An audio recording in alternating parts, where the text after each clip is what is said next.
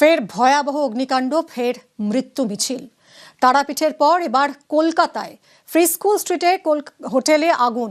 Free school স্ট্রিটের শিখা in হোটেলে আগুন লেগে 9 জনের মৃত্যু হয়েছে। আবাসিক এক শিশু সহ 9 জনের মৃত্যু।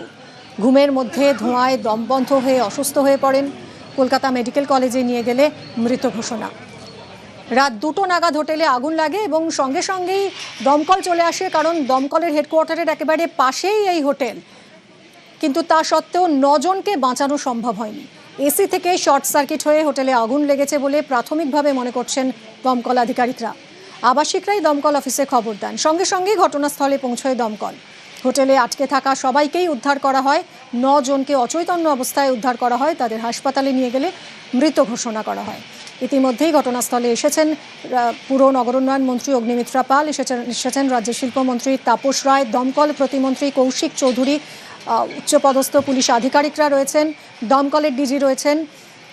এই হোটেল আদৌ নিয়ম মেনে চলতো কিনা সবকিছু খতিয়ে দেখা হচ্ছে। তদন্ত কমিটি গঠন করা হবে এবং বেআইনি থাকলে একেবারে কড়া ব্যবস্থা নেওয়া হবে, জানিয়ে দিয়েছেন দমকল প্রতিমন্ত্রী। কথা বলবো, সুদীপ্ত রয়েছেন আমার সঙ্গে। সুদীপ্ত, সকাল থেকেই তুমি আমাদেরকে এই ছবি দেখাচ্ছ, এখন ঠিক কি অবস্থা? আমরা দেখলাম মন্ত্রীরা রয়েছেন ঘটনাস্থলে, ফরেন্সিক টিম এসেছে, আর কি আপডেট? এই মুহূর্তে দেখা যাচ্ছে যে একাধিক মন্ত্রী তারা কিন্তু এখানে এসে পৌঁছেছেন এবং অগ্নিমিত্রা পল পুর নগরোন্নয়ন মন্ত্রী তিনি কিন্তু বলছেন, একবার সেদিকে দেখানোর চেষ্টা করছেন। উন্নয়ন মন্ত্রী তিনি কিন্তু বলছেন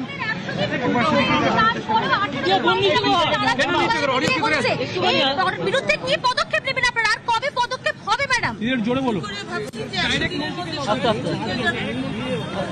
কি করছিস? চালিয়ে গেল আজকে তারাপীঠে যে হোটেলে আগুন লাগলো, তার ফায়ার এক্সিট গুলো সমস্ত বন্ধ করা ছিল। সেটা তো আমাদের রেজিমে তো হয়নি। আজকে এই যে হোটেলে হয়েছে, এই বিল্ডিংটার মধ্যে 10টা গেস্ট হাউস আছে, 10টা। সেখানে 6 জন মেল, 2 ফিমেল আর একটা বাচ্চা।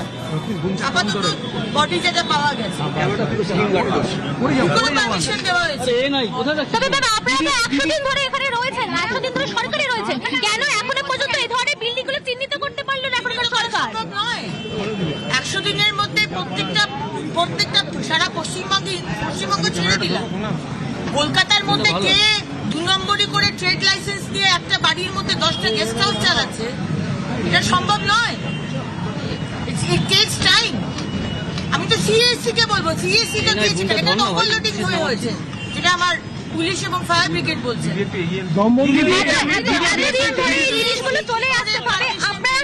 পদক্ষেপটা আপনারা কি নেবেন এখন?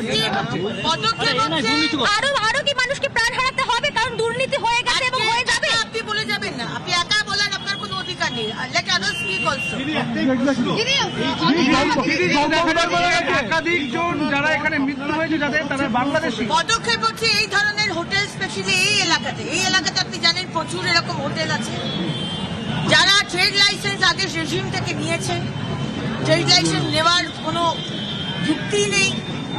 তার মধ্যে তারা সামান্য মানে একটা এসি চালানোর কথা 10টা এসি চালাচ্ছে। সিএসসি কি করে পারমিশন দিয়েছে? ফায়ার লাইসেন্স কোথা থেকে পেয়েছে? এগুলো তো দেখার কথা। 80 জনকে বাঁচানো হয়েছে, 9 জনের মৃত্যু হয়েছে, 80 জনকে বের করা হয়েছে রাত্রি 2টোর সময়।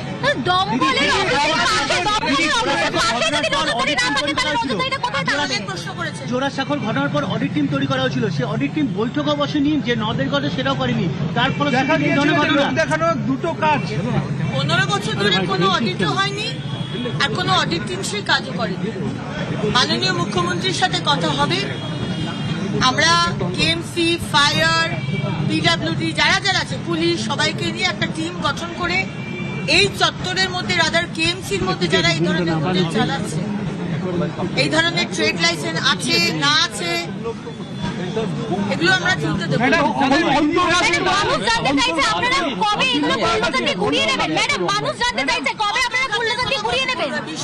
ম্যাডাম, যাদের মৃত্যু হয়েছে তারা অনেকেই বাংলাদেশী। এই যে এলাকা এখনো জানা যায়নি যে যাদের মৃত্যু হয়েছে তারা বাংলাদেশি না এখানকার। এই ধরনের ট্রেড লাইসেন্স আছে না আছে এগুলো আমরা চলতে দেব না।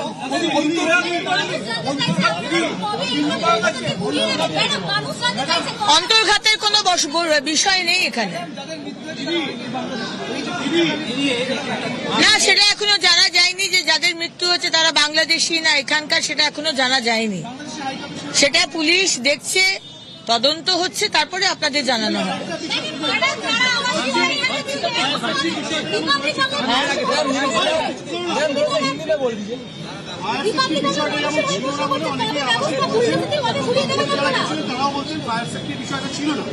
একটা বিষয় যে অপ্রশস্ত গলি, সরু সরু গলির মধ্যে এই হোটেলগুলো তৈরি হয়ে রয়েছে এবং ফায়ারের হেডকোয়ার্টারের পাশে এই ঘটনা হচ্ছে, মানে এক্ষেত্রে পূর্বতন সরকারের আমলে এগুলো হয়েছিল।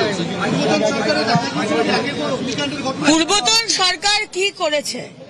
পূর্বতন মন্ত্রী যিনি আমার জায়গায় ছিলেন তিনি কি করেছেন? তিনি তো মেয়রও ছিলেন। কি করে ট্রেড লাইসেন্স দেওয়া হলো? কি করে ফায়ার লাইসেন্স দেওয়া হলো?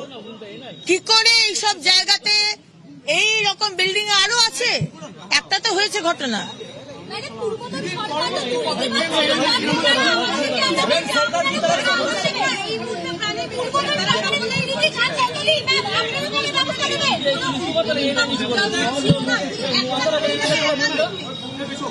কোনো, আমি তো বলছি, কোনো আমাদের জলের যে হোটেলসের ব্যবস্থা থাকে সে ব্যবস্থা নেই। এমনকি এরকমও শোনা যাচ্ছে যে পিছন দিকে একটা এক্সিট ছিল বেরোবার, সেখানেও একটা বিল্ডিং খাড়া করে দিয়েছে। আজকে যে তারকেশ্বরে যে হোটেলে আগুন লাগলো, প্রত্যেকটা এক্সিট খুব সুন্দর এক্সিট ছিল, কিন্তু সেখানে কোলাপসিবল গেট লাগিয়ে তালা লাগিয়ে দিয়েছে, নয়তো প্লাইউড লাগিয়ে দিয়েছে। এরা ভয় পায় যে যারা কাস্টমার তারা টাকা না দিয়ে যদি বেরিয়ে যায়।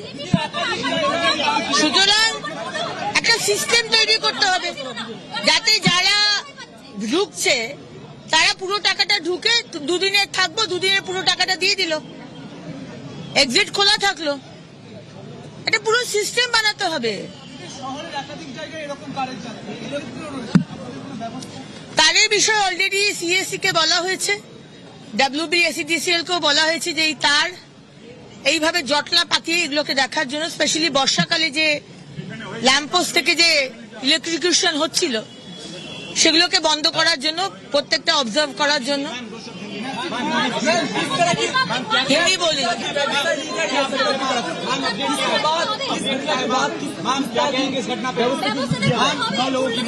माननीय मुख्यमंत्री से हम लोग बात करेंगे, बांग्लाटा हो गया। माननीय मुख्यमंत्री से बात होगा, उसके बाद हम लोग सोच रहे एक टीम बनाएंगे जिसमें KMC, पुलिस, फायर ब्रिगेड, हमारे UDA में दफ्तर रहेंगे, और ऐसा होटल जो लोग चला रहे हैं, ट्रेड लाइसेंस है कि नहीं, फायर लाइसेंस है कि नहीं। পুর নগরোন্নয়ন মন্ত্রী অগ্নিমিত্রা পাল তিনি ঘটনাস্থলে এসেছেন এবং তিনি যেরকম জানাচ্ছেন যে মুখ্যমন্ত্রীর সঙ্গে কথা বলে একটা তদন্ত কমিটি গঠন করা হবে, KMC থাকবে সেখানে, ফায়ার, পুলিশকে নিয়ে টিম গঠন করে তদন্ত করা হবে, যথাযথ সমস্ত নিয়ম মেনে এইসব হোটেলগুলো চলছে কিনা তাও দেখা হবে। কিভাবে ফায়ার লাইসেন্স পেলো এই হোটেল, কিভাবে CSC পারমিশন পেলো সেটাও খতিয়ে দেখা হবে। এবং 10টা গেস্ট হাউস রয়েছে এই একটা বিল্ডিংয়ে, নিয়ম মেনে সেই সব তৈরি হয়েছে কিনা সেই সমস্ত কিছু খতিয়ে দেখা হবে। এই মর্মান্তিক ঘটনা, যে ঘটনা 9 জনের প্রাণ কেড়ে নিয়েছে, তারাপীঠের পর কলকাতার হোটেলে, ফ্রি স্কুল স্ট্রিটের শিখা ইন হোটেলে এই আগুন, 9 জনের মৃত্যু হয়েছে, তার মধ্যে 6 জন পুরুষ, 2 জন মহিলা এবং 1 জন শিশুও রয়েছে।